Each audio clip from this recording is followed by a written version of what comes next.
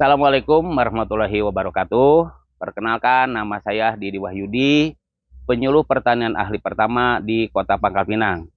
Saya di sini akan membahas tentang cara perawatan cabai besar dan cabai kecil yang ada dalam polybag. Bapak dan Ibu, tanah adalah merupakan tempat berdiri tegaknya tanaman dan tempat menyimpan unsur hara. Maka tanah itu bukan sumber makanan bagi tumbuh-tumbuhan. Jika tanah merupakan sumber makanan dalam tumbuh-tumbuhan, maka tanah itu akan habis. Maka Bapak dan Ibu perlu dilakukan pemupukan. Agar produksi cabai optimal, maka prinsip pemupukan itu adalah 5T. Yang pertama, tepat dosis. Yang kedua, tepat guna. Yang ketiga, tepat jenis. Yang keempat, tempat cara. Yang kelima, tepat tempat. Nah, karena cabai yang Bapak Ibu rawat saat ini sudah fase generatif, maka pupuk yang dibutuhkan adalah pupuk yang banyak mengandung unsur P atau fosfor dan banyak yang mengandung unsur K atau kalium. Nah, unsur P itu banyak didapat di pupuk TSP dan SP36. Unsur K banyak didapat di KCL. Nah,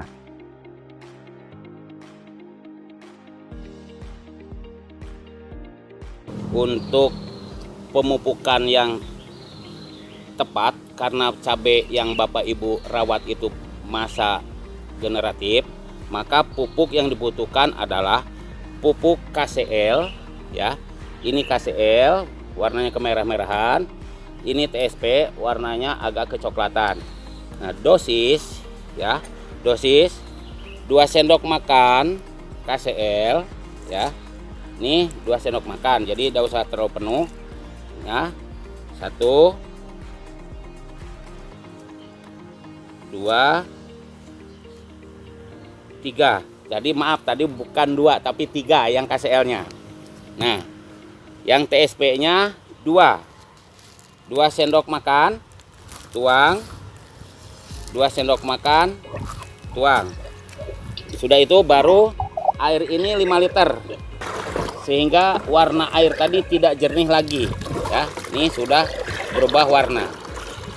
Nah, kalau sudah larut seperti ini, maka 1 pohon cabai, karena yang Bapak Ibu itu sudah besar dan polybagnya besar, maka 5 liter ini untuk 2 batang.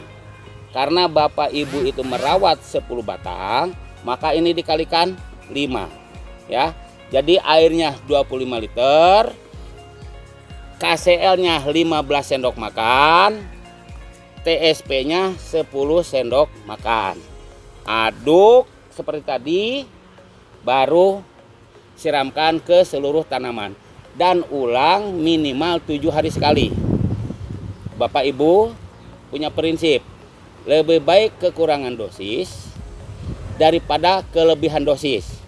Apabila kelebihan dosis, maka tanaman akan rusak sehingga sulit untuk pulih. Namun jika kekurangan dosis, bisa diulang lagi minggu depan, dosisnya ditingkatkan.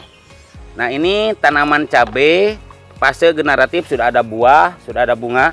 Maka cara penyiramannya sekeliling di seluruh media tanam. Sekelilingnya, walaupun ini genang, nanti juga dia akan menyerap.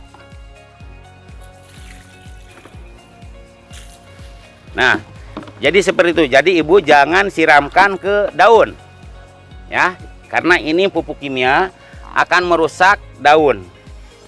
Kedua, jangan punya prinsip makin banyak pupuk makin cepat besar. Itu salah. Jadi tetap harus tepat dosis.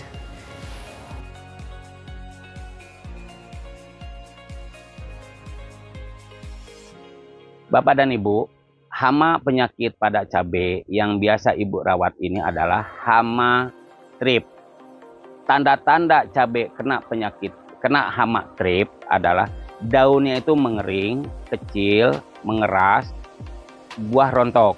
Nah, penanggulangannya bisa menggunakan dengan pestisida nabati yang bisa didapat dari limbah dapur, diantaranya kulit bawang merah dan bawang putih. Nah, untuk penyakit patex ya, itu penyebabnya kekurangan kalsium. Agar tanaman cabai tidak terserang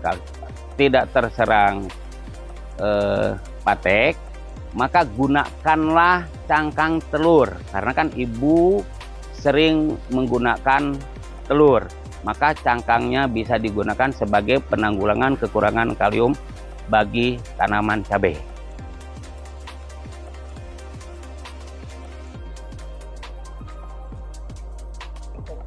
Bapak dan Ibu, agar tanaman cabai tidak tumbang, maka tanaman cabai tersebut harus dipasang junjung atau tunjang dengan cara seperti ini, nanti diikat. Nah, karena kalau tidak pakai tunjang ini ya akan roboh atau tumbang, karena ini poros sehingga cabai tadi bakal roboh seperti ini. Maka ikatlah seperti ini, kasih junjung atau ajir.